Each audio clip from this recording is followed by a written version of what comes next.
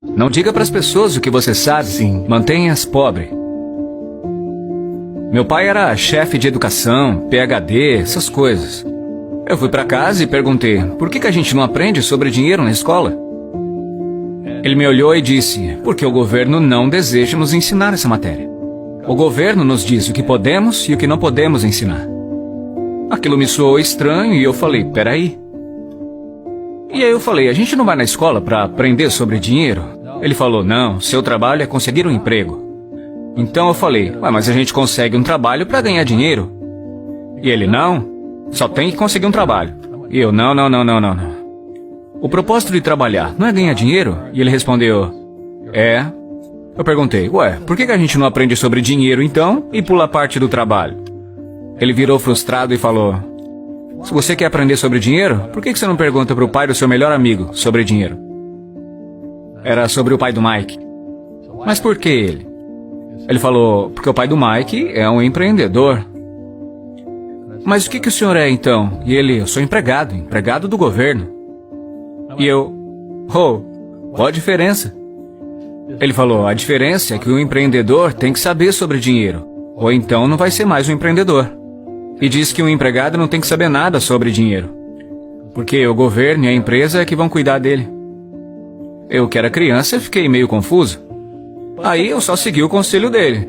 Fui até o escritório do pai do Mike, bati na porta e falei, tô aqui, tenho 9 anos e quero saber sobre dinheiro. Ele só virou e falou, vai embora. E é assim que começou a história do pai rico, pai pobre. E aí, de tanto insistir, meu pai rico acabou concordando em me ensinar sobre dinheiro com uma condição. A condição é que ele nunca me pagaria. Porque no momento em que ele me pagasse, eu ia pensar como empregado. E essa é a armadilha. Empreendedores trabalham para ser livres. E aquilo, no alto dos meus 9 anos, deu um bug na minha cabeça. Ele falou, nunca queira uma folha de cheque, meu filho, entendeu? Ok, entendi. Ele virou e falou, como é que eu ganho dinheiro? Empreendedor pensa bem assim. Então, como que eu aprendo a ganhar dinheiro? Foi aí que ele me mostrou o jogo de tabuleiro Monopoly. Então, ele tinha hotéis, e aí eu fazia as coisas lá pra ele, limpava o chão, pegava bituca, coisinhas pequenas, sabe? E quando eu fiquei mais velho, eu comecei a trabalhar no escritório, no marketing, na contabilidade. Eu era basicamente um aprendiz, mas sempre trabalhando de graça. E aí a maneira como ele me ensinava sobre dinheiro era jogando Monopoly. Até que um dia eu fiquei de saco cheio, virei e falei, quando você vai me ensinar sobre dinheiro? O que você acha que a gente tá fazendo? Eu falei, jogando Monopoly. E ele, não. O que nós estamos fazendo? Jogando Monopoly. O que nós estamos fazendo? Então não sei. E ele, tô te ensinando sobre dinheiro. Por exemplo, você está aprendendo como ter uma casa verde. Então ele falou, tem muitas fórmulas para se ter o sucesso com dinheiro. Tem milhares delas. Mas uma das melhores é jogando Monopoly. E ainda é. 4 casas verdes, um hotel vermelho. Falei, o quê? Ele disse, uma das melhores formas de se adquirir grandes riquezas é jogar o Monopoly na vida real. A cada 4 casas verdes, um hotel vermelho. Eu falei, é isso mesmo? E ele, é isso. Ele perguntou, o que você acha que eu tô fazendo aqui? E eu, não sei. Então ele me levou pra fora e mostrou sua casa verde.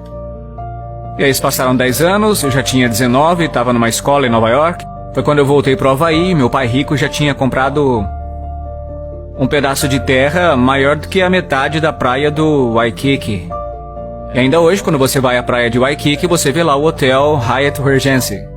Esse hotel é dele. Assim como no jogo Monopoly. Assim como no Monopoly. Adquiriram os ativos e tornaram eles maiores. Ele apenas manteve o que hoje chamam de assembleia, porque a propriedade não era tão grande naquela hora. Então ele teve que comprar todos os comércios menores. Porque Waikiki era um vilarejo pequeno. Então ele foi lá, comprou um comércio, depois comprou outro. Demorou algum tempo, mas finalmente ele montou esse pedação de propriedade. E depois ele montou o Hyatt, que agora é um hotel gigante. E que depois ele vendeu por 800 milhões de dólares. Então, foi dessa maneira que eu aprendi sobre dinheiro.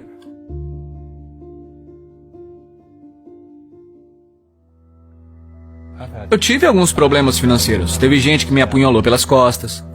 Mas isso foi bom, porque me fez crescer. É o espírito da coisa. Sim. As pessoas que têm medo de errar, como ensinam na escola, não crescem nunca. Porque no mundo espiritual que existe o bem e o mal, o certo e o errado, o alto e o baixo. E as pessoas só querem estar certas, ser positivas. E na realidade não é sempre assim. Eu não era de uma família muito pobre pelos padrões da época. Mas eu era de uma família que tinha uma atitude pobre. Como assim? Porque rico, pobre, classe média, a pobreza começa com uma atitude fundamental. A pobreza é um negócio que se transmite, que se ensina às famílias. E a classe média é ensinada nas famílias. E para as pessoas que agora mesmo estão sentadas em casa, estão com problemas financeiros porque ganham pouco, ou infelizes porque mesmo que ganham muito, estão fazendo o que não gostam. Talvez ela aprendeu assim. Talvez o senso comum ensinou assim. Trabalhe duro para ter alguma coisa, ou que os ricos não são pessoas boas, essas coisas. O sistema escolar não quer te ensinar sobre dinheiro, porque o sistema escolar foi planejado para te ensinar a ser empregado. O que é importante, para ter um médico, um advogado, um especialista, mas não sobre dinheiro. A maioria das pessoas carece de conhecimentos reais sobre negócios, como contabilidade, como dívidas ou impostos. Você tem que saber sobre essas coisas, mas na escola, ninguém ensina. Então quando as pessoas me perguntam, como que seu pai rico aprendeu isso? E seu pai pobre, que era estudado, não. E a resposta é muito simples, é porque o pai do meu pai rico morreu quando ele tinha 13 anos. E aí ele se viu com 13 anos tendo que tocar os negócios da família. E para ele ter que deixar a escola por isso, foi uma bênção. Às vezes a bênção vem assim.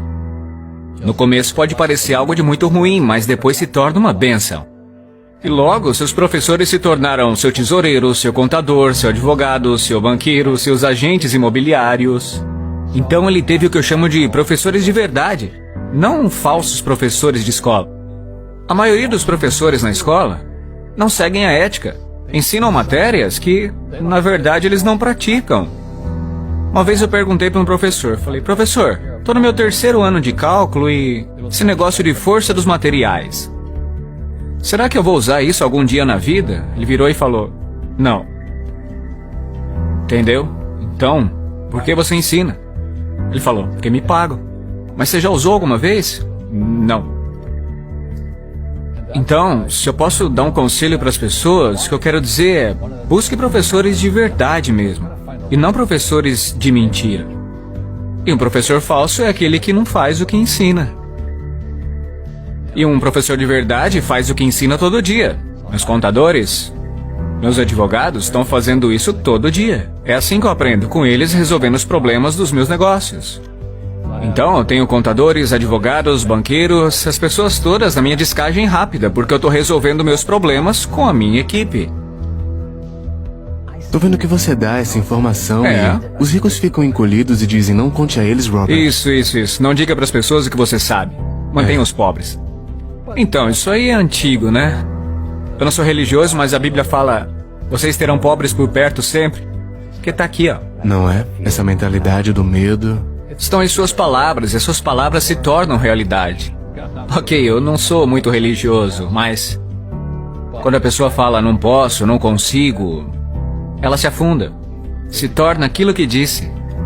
Meu pai formado falava, você acha que dinheiro dá em árvore? Não dá pra comprar isso.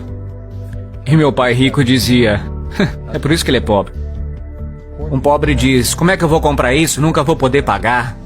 Porque no fundo isso é um escape. Isso é um escape, entendeu? É mais fácil falar assim. E o seu pai rico dizia o quê? Em vez de não tenho dinheiro pra isso. Como eu posso pagar? Como eu posso fazer? O que é necessário fazer para chegar lá? Ele dizia, uma pergunta abre a mente e uma afirmação fecha a mente. Veja, quando você diz não posso pagar por isso, sua mente fecha. E acaba acontecendo o que você disse. Rugby e futebol. Os dois têm equipe, mas com regras diferentes. Outras pessoas são golfistas, jogam sozinhas. Cada um joga de um jeito. E no jogo financeiro, eu sigo as regras dos negócios de imóveis. Então, o que eu digo para os jovens é, encontre o seu jogo.